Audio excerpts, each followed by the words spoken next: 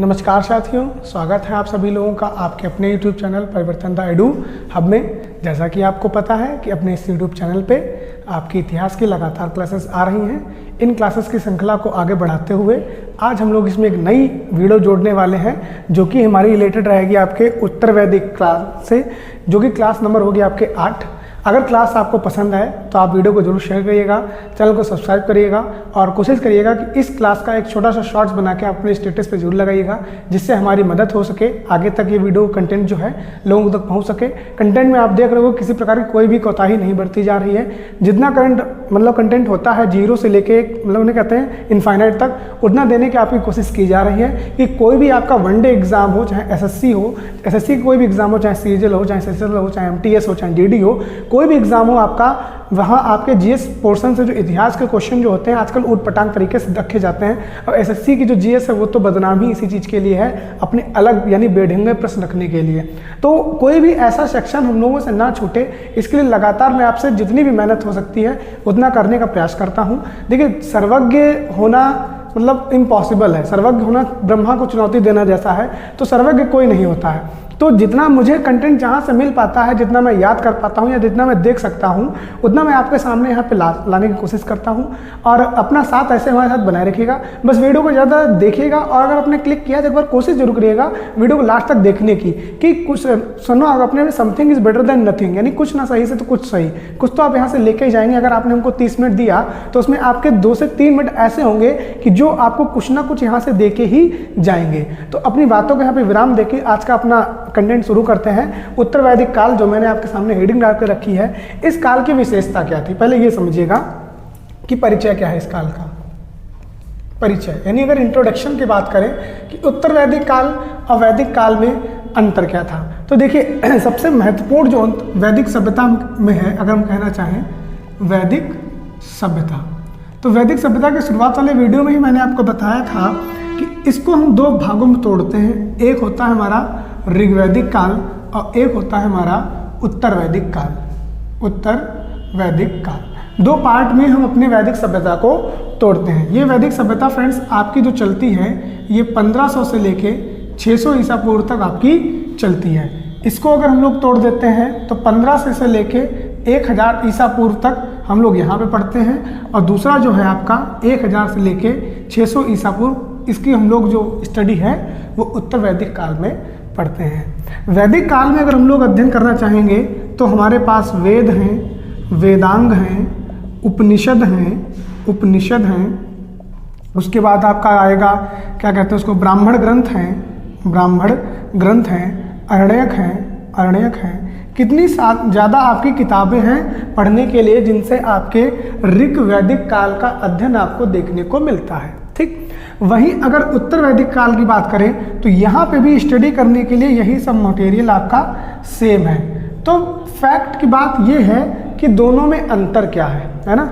अगर कोई आपसे पूछे कि ऋग वैदिक काल और उत्तर वैदिक काल को 2 अलग अलग दृष्टिकोण से पढ़ा क्यों जाता है, तो इसमें आप बता सकते हैं इसके पढ़ने का जो कारण है वो है आपके लोहे की खोज। यानी जो लोहे की खोज है उसने आपके वैदिक सभ्यता को 2 अलग अलग सेक्शन में डिवाइड कर दिया है ना। एक हो गया आपका ऋग्वैदिक काल और एक हो गया आपका उत्तर वैदिक काल। और मुख्य कारण क्या है, मुख्य कारण है लोहे की खोज। क्योंकि जब लोहे की खोज हो गई तो यहाँ पे आपका सामाजिक और आर्थिक जीवन बहुत ज़्यादा तरीके से बदला। यानी कह सकते हो इसमें इतना तगड़ा तरीके से परिवर्तन आया कि इस काल को हम लोग 2 अलग अलग भागों में तोड़कर पढ़ने के लिए मजबूर हो गए। ठीक, कोई अगर कभी आपसे पूछे कि वैदिक सभ्यता में ऋग वैदिक उत्तर वैदिक में अंतर क्या है, तो बता दीजिएगा कि उत्तर वैदिक काल में जो लोहे की खोज है उसने मनुष्य के जीवन को बिल्कुल बदल के रख दिया। यानी उसकी सामाजिक और आर्थिक जीवन में इतना तगड़ा तरीके से बदलाव आया कि आपको ये पूरी वैदिक सभ्यता जो 400 साल की है अलग से ही पढ़ने को आपको मिलती है। ठीक, तो इसी पे आज हम लोग यहाँ पे चर्चा करने के लिए उपस्थित हैं। तो देखते हैं कि परिचय में मैंने आपको जो बताया वही चीज़ मैं आपको यहाँ पे लिख के बताऊंगा कि परिचय में हम लोग कह सकते हैं कि उत्तर वैदिक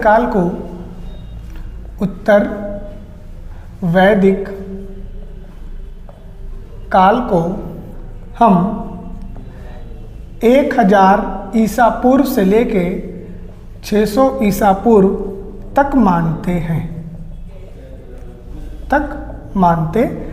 ठीक। ये चीज़ आप ध्यान रखिएगा, 1000 ईसा पूर्व से लेके 600 ईसा पूर्व तक हम लोग इसको मानते हैं। आगे अगर हम लोग इसमें कहें, वैदिक सभ्यता में उत्तर वैदिक काल का अध्ययन अलग इसलिए किया जाता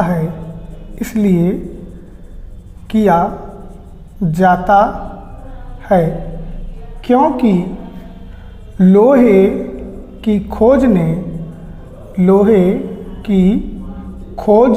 ने मानव जीवन को परिवर्तित कर दिया। लोहे की खोज ने मानव जीवन को क्या कर दिया फ्रेंड्स? आपका परिवर्तित कर दिया, ठीक। अब अगर कुछ लोगों के दिमाग में ये आ रहा है कि लोहे की खोज से मानव जीवन कैसे प्रभावित हो गया, तो देखिए यहाँ पे एक शब्द लिखा है आपका आर्थिक जीवन। कौन सा जीवन? आपका आर्थिक जीवन। देखिए आर्थिक जीवन का अर्थात क्या है? आपके पास कैसा धन है, यानी आप किस तरीके से संपन्न है ना, आपके पास कैसी समृद्धि है। तो ये तीनों चीज़ें ही आपके बाकी जो पक्ष हैं जीवन के, चाहे वो सामाजिक हो, चाहे वो आपका संवेगात्मक पक्ष हो, चाहे आपका आर्थिक जीवन का पक्ष हो, इन सभी को प्रभावित करने के लिए एक पक्ष बहुत महत्वपूर्ण है, वो है आपका आर्थिक जीवन। जब लोहे की खोज आपकी हो जाती है तो इससे होता क्या है, लोहे की खोज से आपके पास मतलब क्या होता है, कृषि के बहुत अच्छे अच्छे औजार मिल जाते हैं। इन औजारों से आप क्या करते हो, कृषि को और ज़्यादा अच्छी तरीके से यानी बढ़ाने के लिए प्रयास करते हो। अच्छी उपज से क्या होता है, अच्छा पैसा आता है और अच्छे पैसे से आपका आर्थिक जीवन संपन्न हो जाता है। जब आपका आर्थिक जीवन संपन्न हो जाता है तो आपका अपने आप जो सामाजिक स्टैंडर्ड, जिसको हम बोलते हैं सोशल स्टैंडर्ड, वो भी अपने आप ऊपर उठ जाता है। जैसे हम लोग बात करें कि अभी आप मान लीजिए से बर्गर खाते हैं, ठीक है, मॉडर्न का एग्जांपल लें तो अभी आप बर्गर किसी स्टॉल पे जाके खा लेते हैं, ठीक। वही बर्गर आपको पड़ जाता है 30 से 35 रुपए का। जैसे मान लीजिए मैं अपने यहाँ के रेट लगाऊं, ठीक है। यही अगर मैं बर्गर किसी कैफेटेरिया में जाके खाता हूँ, कैफेटेरिया में जाता हूँ और वहाँ मैं बर्गर ऑर्डर करता हूँ, तो इसी बर्गर की जो कॉस्ट है वो 50 रुपये बढ़ जाएगी, ठीक। कितने रुपए का डिफरेंस आ गया? आपका 15 रुपए का डिफरेंस आ गया। अब ये हम कर कब क्या आएंगे, यानी जब हम ऋग्वैदिक काल में होंगे तब हम बर्गर खा रहे होंगे 35 रुपए वाला, और जब हम आपका उत्तर वैदिक काल में होंगे तब हम बर्गर खा रहे होंगे 50 रुपए वाला। समझ गए ना? अब देखिए जब आपके पास पैसा होगा तभी आप सोनाटा की जगह टाइटन की घड़ी पहन पाएंगे, है ना। तो आपका सोशल स्टैंडर्ड जो है वो अपने आप क्या हो जाएगा, उठ जाएगा। आपको सामाजिक पहचान मिल जाएगी। देखो उनका वो आया था, टाइटन की घड़ी पहना था 6000 रुपये वाली, ठीक। तो ये अंतर कब आया? ये अंतर तब आया जब आपका आर्थिक जीवन बदल गया। इसीलिए वैदिक सभ्यता को 2 पार्ट में तोड़ा ही गया था। यानी कह सकते हो ये सभ्यता जो है ये पूरी कर्म कांड, वेद वेदांग, जादू टोना इस पे डिपेंडेंट है, जबकि उत्तर वैदिक काल एक मानव जाति का क्या कह सकते हो कि शुरुआत थी कि वो स्टैंडर्ड लाइफ कैसे जीना चाहता है, ठीक है। चलिए आगे देखें तो आगे हम लोग लिख सकते हैं कि ये लोहा की खोज की गई थी। अब बात आती है कि लोहा मिला कहाँ था, तो लोहा जो आपका मिला था, लोहे के साक्ष्य आपको मिले कहाँ से हैं? तो भैया आपके ये 2 जो क्षेत्र हैं ये बहुत ज़्यादा इंपॉर्टेंट हैं लोहे की खोज में। वो कौन से हैं मैं आपको बताता हूँ। एक तो है आपका उत्तर प्रदेश का अतरंजी खेड़ा, ये आपका उत्तर प्रदेश में है, ठीक। और दूसरा है आपका गांधार क्षेत्र, ये आपका अब अफगानिस्तान के पास है, ठीक। ये आपका अफगानिस्तान के पास है, थोड़ा लिख सकते हैं इसको ऊपर हम लोग लिख सकते हैं। एक तो हो गया आपका अतरंजी खेड़ा और दूसरा मैंने आपको बताया गांधार क्षेत्र। कुछ लोगों ने गांधार का नाम सुना भी होगा। जो लोग मैंने आपको बताया था महाभारत से थोड़ा बहुत जानते होंगे, तो जो मामा शकुनी थे उन्हें गांधार नरेश ही कहा जाता था। तो आप लोग समझ जाओगे अफगानिस्तान का जो आजकल का एरिया है, काबुल, गांधार, कमरान, अकरात, ये सब आपके उधर पड़ते हैं। और अतरंजी खेड़ा फ्रेंड्स आपका कहाँ है? उत्तर प्रदेश का है। तो लोहे की खोज कभी पूछा जाए, लोहे की खोज कहाँ से की गई थी, तो ध्यान रखिएगा अतरंजी खेड़ा और गांधार का क्षेत्र। इसी गांधार क्षेत्र को हम लोग आने वाले नेक्स्ट वीडियो में पढ़ेंगे, जो कि होगा हमारा महाजनपद से संबंधित, जिसमें हम लोग 16 महाजनपद की चर्चा करेंगे। फिलहाल अभी हम लोग यहाँ पे ही रहते हैं और इसी की चर्चा करते हैं। आगे अगर हम लोग इसमें लिखने चाहें तो लिख सकते हैं। अगला पॉइंट अगर हम लोग इसमें बनाएं तो कह सकते हैं क्या कि यहाँ पे क्या हुआ था, आपका एक खोज जो चर्चा कर सकते हैं कि उत्तर वैदिक काल में, उत्तर वैदिक काल में वर्ण व्यवस्था समाज पर हावी हो गई थी। यानी उत्तर वैदिक काल में जो आपकी वर्ण व्यवस्था थी, ये समाज पे क्या हो गई थी, बहुत ज़्यादा मतलब हावी हो गई थी। कैसे? आप लोगों ने वैदिक सभ्यता में पढ़ा था, मतलब उत्तर वैदिक सभ्यता में पढ़ा था कि ऋग्वेद के 10वें मंडल के पुरुष सूक्त में, मैं लिख देता हूँ, जिन लोगों ने अगर वो वीडियो नहीं देखा है तो आई बटन पे क्लिक करके देख लीजिएगा कि ऋग्वेद का एक पुरुष सूक्त है, पुरुष सूक्त, यानी 10वें मंडल में आपका पुरुष सूक्त पड़ता है, जिसमें 4 जातियों की चर्चा आपकी की गई, यानी 4 वर्णों की चर्चा की गई है। मैं हर वीडियो में बताता हूँ। सबसे पहले तो आपका आता है ब्राह्मण, उसके बाद आता है आपका क्षत्रिय, क्षत्रिय के बाद आता है आपका वैश्य, और वैश्य के बाद आता है आपका शूद्र। ठीक, ऋग्वैदिक काल में क्या था, मैंने आपको बताया था कि रोटी और बेटी, यानी कमाने की और विवाह की किसी प्रकार की पाबंदियां नहीं थी। लेकिन आपका उत्तर वैदिक काल आते आते ये जो वर्ण व्यवस्था थी, ये क्या होती है, ये बहुत ज़्यादा हावी हो जाती है। यानी ब्राह्मण सिर्फ पठन पाठन का ही कार्य करेंगे, क्षत्रिय सिर्फ आपका बचाव का कार्य करेंगे, वैश्य व्यापार का काम करेंगे, शूद्र आपका सेवा के कार्य करेंगे। यानी अगर हम लोग कहना चाहें तो कह सकते हैं कि वर्ण व्यवस्था कर्म के आधार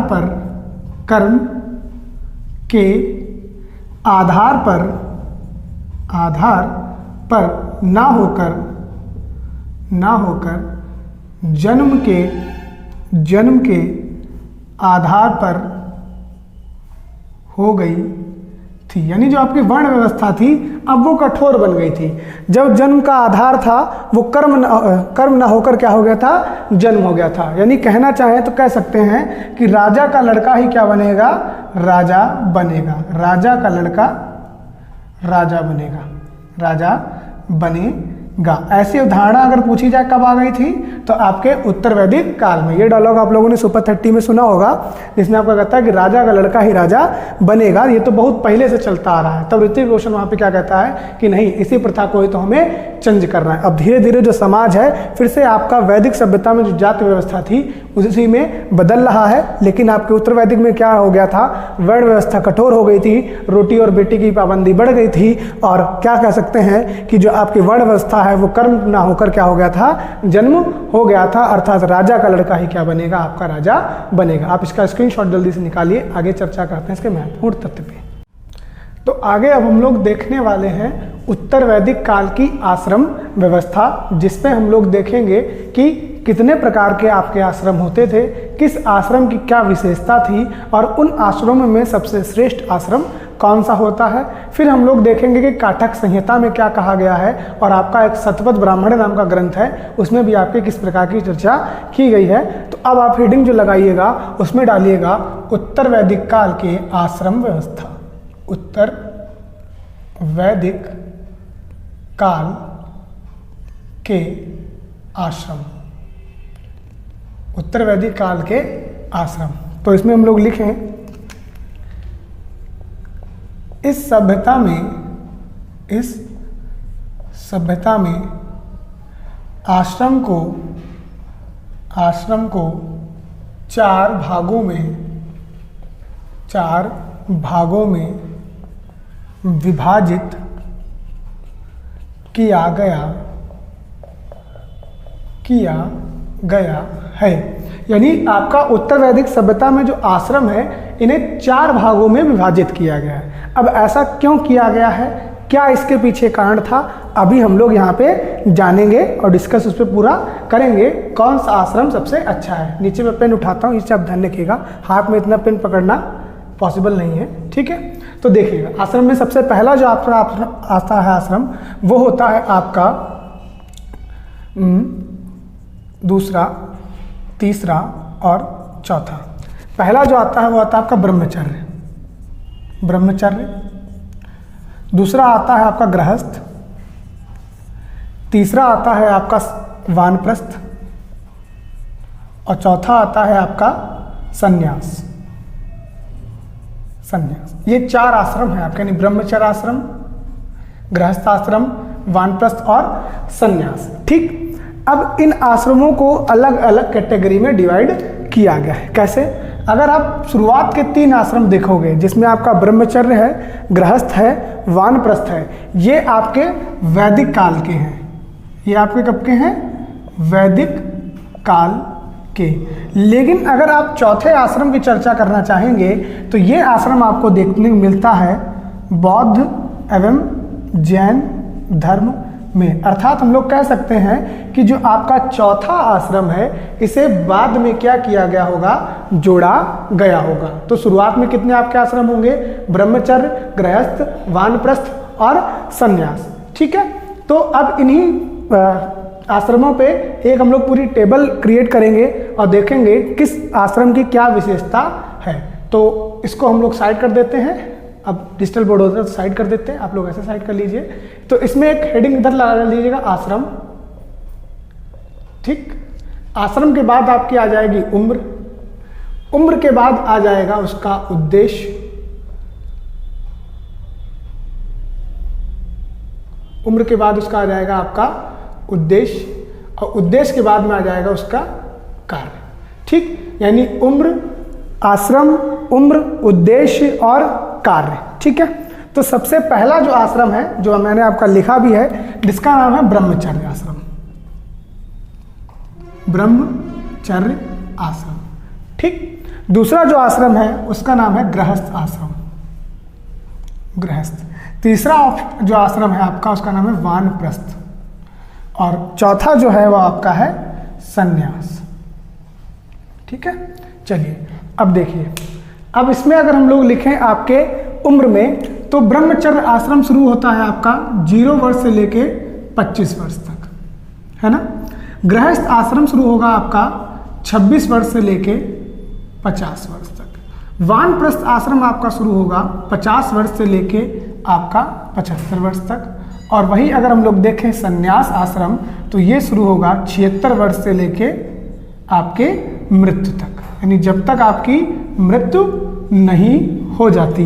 अब कोई यहाँ पे ये कहे कि 25-25 का सर गैप ले रहे हो तो 100 लिख देते, तो भैया कोई ज़रूरी नहीं है कि कोई व्यक्ति 100 तक ही जिए, कोई 76 पे ही लुढ़क जाए, कोई 104 पे निकल जाए। ठीक है, तो वही आपका है ना मृत्यु तक, यानी जब तक वो आपके परमात्मा में विलीन नहीं हो जाता तब तक आपका उसका संन्यास आश्रम चलता है। ठीक है, अब देखिए इस आश्रम का उद्देश्य क्या है? इस आश्रम का उद्देश्य है शिक्षा ग्रहण करना। ठीक, गृहस्थ आश्रम का क्या है? जीवन के सुख भोगना, जीवन के सुख भोगना, है ना। एक होता है योगी, एक होता है भोगी। ठीक है, वानप्रस्थ आश्रम में क्या है? वानप्रस्थ में है आपका शिक्षा को आगे ले जाना, शिक्षा को आगे ले जाना, या यहाँ पे हम लोग कहें तो वैराग्य हो जाना, वैराग्य हो जाना, जिसको हम लोग वैरागी कहते हैं, जिसे जीवन से किसी भी प्रकार की कोई भी मतलब कह सकते हैं इच्छाएं नहीं रहती हैं, तो वो आपका वन में चला जाता है। जैसे अगर आपको याद हो तो श्री राम को भी 14 वर्ष का वनवास मिला था। ठीक, कैकेयी तो कह सकते हैं ना सिर्फ एक वो मतलब उन पे लांछन लगना था कि उन्होंने वनवास भेजा, वो किया रखा सब श्री राम जी का ही था। उन्होंने पहले से ही मतलब नहीं कहते हैं पूरी डॉक्यूमेंट्री बनवा के लाए थे कि कब हमारी शादी होगी, कब हम वन को जाएंगे। ठीक, क्योंकि आप अगर वन को नहीं जाते तो वो वैरागी नहीं होते। और अगर जब तक मतलब आप कहा जाता ना कि जो 4 पुत्र हैं उनके, वो 4 पुरुषार्थ हैं। काम, आप क्या कह सकते हैं, काम है, मोह है, धर्म है। ठीक, ये आपके वैसे ही आपके जो राम है वो धर्म है, और धर्म पे विजय पाने के लिए धर्म को मोह छोड़ना ही पड़ेगा। तो मोह क्या था? आपका गृहस्थ जीवन। ठीक है। वानप्रस्थ आपका क्या है? धार्मिक जीवन, यानी शिक्षा जो आपने ग्रहण की है उन्हें आगे ले जाना।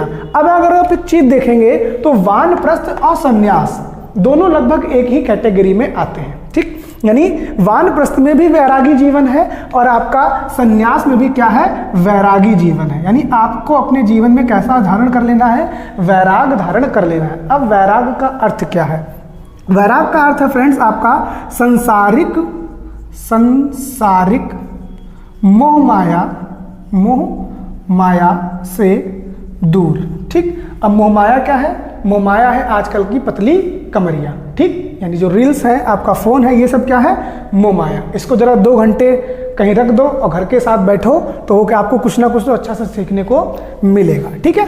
तो अब आगे इसमें कार्य क्या है? तो इसमें जो हमने कार्य लिखा है शिक्षा ग्रहण करना, उद्देश्य भी शिक्षा है और कार्य भी क्या है?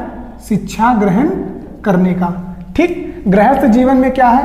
काम और मोह। वानप्रस्थ में क्या है? वानप्रस्थ में ही आपका शिक्षा को आगे ले जाना, यही चीज आ जाएगी, शिक्षा को ले जाना। कहाँ तक? मतलब हर शाखा तक। यानी हर शाखा का अर्थ है यहाँ पे वो ब्राह्मण, क्षत्रिय, शूद्र, वैश्य जो भी हो आपका, वहां तक ले जाना। और सेम चीज यहाँ पे भी आपकी आ जाएगी, कहाँ पे? संन्यास में, ठीक। तो आपके 4 आश्रम हैं। इन 4 आश्रमों को हम लोगों ने अलग अलग कैटेगरी में देखा है कि किस आश्रम में क्या हमारी चीज रहेगी, ठीक है। चलिए अब आगे चर्चा करें। तो एक प्रकार की हमारी टेबल टाइप की बन गई है, देख लीजिए, पूरा कह सकते हैं इसको अच्छे से हम लोगों ने बहुत अच्छे से क्लियर भी कर लिया है, ठीक। अब पूछा ये जाता है निम्न में से कौन सी आपकी जो आश्रम व्यवस्था है वो सबसे अच्छी है, ठीक। ब्रह्मचर्य है, गृहस्थ है, वानप्रस्थ है या संन्यास है। अब थोड़ा सा 1 सेकंड का टाइम लीजिए और ध्यान से देखिए मन में कि निम्न में से कौन सी आपकी हो सकती है। जैसे ब्रह्मचर्य में शिक्षा ग्रहण करना है, गृहस्थ में जीवन के सुख भोगना है, वानप्रस्थ में शिक्षा के आगे ले जाना है, संन्यास में भी आपको वैरागी हो जाना है। क्योंकि संन्यास आपका बौद्ध जैन से संबंधित है, तो बौद्ध धर्म और जैन धर्म में आपने महावीर स्वामी और गौतम बुद्ध को देखा भी होगा कि ये लोग जीवन से वैरागी ही थे, ठीक है। बुद्ध शरणम गच्छामि, धम्म शरणम गच्छामि, ठीक। तो इस तरीके से वो आपको कहते थे। वैसे ही आपको अगर मैंने जैसे बताया कि निम्न में से कौन सा आश्रम सबसे श्रेष्ठ है, तो हम लोग कह सकते हैं, अगर आप लोगों ने सही उत्तर दिया हो तो कमेंट में जरूर बताइएगा कि क्या आपका उत्तर रहा होगा। तो निम्न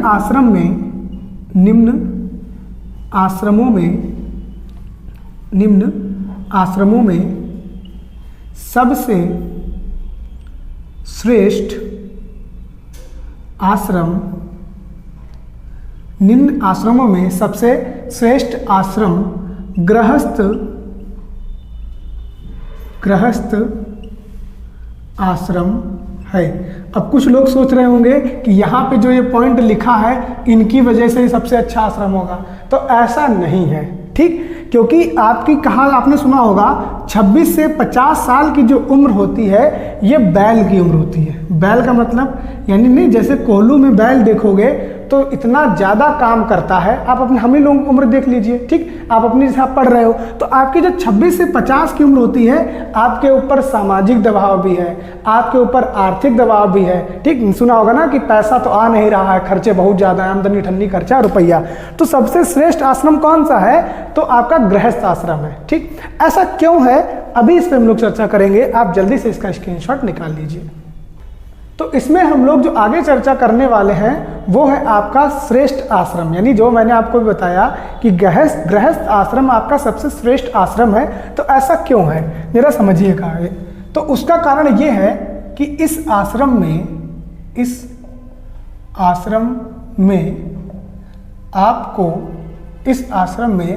आपको 3 ऋण यानी कर्ज, 3 ऋण से मुक्ति मिलती है। अब ऐसे भैया कौन से 3 ऋण हैं कि जिन्हें आप चुका दोगे तो आप श्रेष्ठ बन जाओगे, है ना। तो जरा देखो वो ऋण हैं क्या। तो इन 3 ऋणों में जो सबसे पहला ऋण है उसे हम लोग कहते हैं आपका ऋषि ऋण, या अगर हम लोग उसकी दूसरी भाषा में लिखना चाहें तो गुरु ऋण, ठीक। दूसरा जो आपका ऋण है वो है आपका पितृ ऋण। कौन सा है? पितृ ऋण। और तीसरा है आपका वो है देव ऋण, देव ऋण। ठीक, अब समझिए ये 3 ऋण क्यों है, क्योंकि जब आप 25 साल तक शिक्षा ग्रहण कर लेते हो तो ऋषि क्या कहते हैं, एक गुरु दक्षिणा में पहले यही गुरु दक्षिणा मांगी जाती थी कि जो आपने हमसे सीखा है वो आप आगे तक ले जाओ, यानी हमारी सीखी हुई शिक्षा को और लोगों तक फैलाओ। तो यही आपका क्या है, ऋषि ऋण है। अर्थात इसमें हम लोग लिख सकते हैं कि गुरु द्वारा सीखे गए ज्ञान को आगे तक ले जाना, है ना। यानी आपने जो भी गुरु से, जैसे अगर हम बात करें कि गुरु अर्जुन ने अगर किसी से, गुरु द्रोणाचार्य से सीखा था, तो वो जब किसी और को सिखाएगा तो इनडायरेक्टली गुरु द्रोणाचार्य की शिक्षा ही वो उसने दूसरे व्यक्ति को जाएगी जिसे अर्जुन सिखाएगा, है ना। दूसरा ऋण है आपका पितृ ऋण। ये कैसा ऋण है, जरा इसमें समझिएगा। पितृ ऋण में क्या होता है, इस ऋण में आप अपने समान पुत्र अपने पिता को समर्पित करते हैं, क्योंकि आपके पिता ने आपके जन्म पे हंसे थे, और दूसरा वो ज़्यादा हंसेंगे कब, जब आप अपने समान ही उनको क्या देंगे, सुपुत्र दे देंगे। सुपुत्र समझिए यहाँ पे, चाहे सुपुत्री समझिए, कुछ भी आप समझ लीजिएगा। मैं किसी पे जेंडर बेस्ड होके नहीं बता रहा हूँ, मैं खाली यहाँ पे बता रहा हूँ कि अपने समान ही जब आप एक संतान की प्राप्ति करेंगे तो सबसे ज़्यादा खुश कौन होगा, तो पिता होगा। आपने सुना होगा कि मूल से ज़्यादा ब्याज प्यारा होता है। ठीक, वही ऋण है आपका यहाँ पे पितृ ऋण, कि जब मूल ब्याज चुकाएगा, है ना, तो वो आपका कौन सा ऋण चुकता हो जाएगा, आपका पितृ ऋण। ठीक है, चलिए आगे देखिए। तीसरा ऋण जो है वो है आपका देव ऋण। देव ऋण क्या कहता है कि देवों के लिए पूजा पाठ यज्ञ अनुष्ठान आदि कराना, है ना। यानी जिस भगवान ने, अल्लाह ने, ईश्वर ने, जिसने भी आपको बनाया है ना, तो उसके लिए उसके लिए आपका एक क्या होना चाहिए, कर्तव्य होना चाहिए। उसी कर्तव्य को जब आप इस उम्र में होते हो तो आप देव ऋण के रूप में चुकता कर सकते हो। कैसे कर सकते हो, देवों के लिए क्या करो, पूजा कराओ, पाठ कराओ, यज्ञ कराओ, अनुष्ठान कराओ, सम्मेलन कराओ, उर्स कराओ, महोत्सव कराओ, जो आप कराना चाहो वो आप कराओ। इससे क्या होता है, इससे जो देवता होते हैं वो आपके प्रसन्न होते हैं। प्राचीन, जो मैंने आपको बताया था, प्राचीन सभ्यता में मान्यता थी कि बारिश नहीं होती थी तो यज्ञ कराए जाते थे बहुत बड़े बड़े, कि जाके आपकी बारिश हो। तो आपके जो कह सकते हैं गृहस्थ आश्रम है, उसको श्रेष्ठ होने के मैंने आपको 3 ऋण बताए हैं। ऋषि ऋण, जिसमें गुरु द्वारा सीखे गए ज्ञान को आगे तक ले जाना, ठीक है। पितृ ऋण यानी अपने समान ही एक संतान पिता को देना, और देव ऋण, देवों के लिए पूजा पाठ यज्ञ अनुष्ठान आदि की व्यवस्था करना। तो ये आपका उत्तर वैदिक काल का कंप्लीट एक वीडियो था, जिसमें हम लोगों ने उत्तर वैदिक काल के परिचय के बारे में जाना, जिसमें हमने उत्तर वैदिक काल की वर्ण व्यवस्था के बारे में जाना, जिसमें हमने उत्तर वैदिक काल के आश्रम के बारे में जाना, जिसमें हमने जाना कि कौन सा आश्रम सबसे श्रेष्ठ है और वो कौन से 3 ऋण हैं जिन्हें आपका गृहस्थ आश्रम में चुकाना पड़ता है, और इन ऋणों के कारण ही आपका गृहस्थ आश्रम सबसे श्रेष्ठ आश्रम कहलाता है। तो यहीं पे हमारी आज जो वैदिक सभ्यता है उसका समापन होता है। अपने आगे आने वाले वीडियो में हम लोग महाजनपद यानी महाजनपद का उदय, जिस नाम से हम लोग टॉपिक को जानते हैं, उसको पढ़ेंगे। देखेंगे 16 महाजनपदों में कितने आपके भारत में हैं और कौन से महाजनपद हैं जो अब आपके भारत से बाहर हैं। उनमें से भी वो कौन सा महाजनपद है जिसे महत्वपूर्ण तरीके से पढ़ा जाता है, आप लोगों ने अपनी बुक में देखा होगा, जिसे हम लोग मगध के नाम से जानते हैं। तो आज के लिए इतना ही। अगर मैंने आपको बताया था वीडियो अच्छा लगा हो तो चैनल को सब्सक्राइब जरूर कर दीजिएगा और एक प्यारा सा स्क्रीनशॉट लगाइएगा अपने वीडियो पे। हमारे साथ ऐसे प्यार बनाए रखिएगा, सपोर्ट करते रहिएगा। Thank you.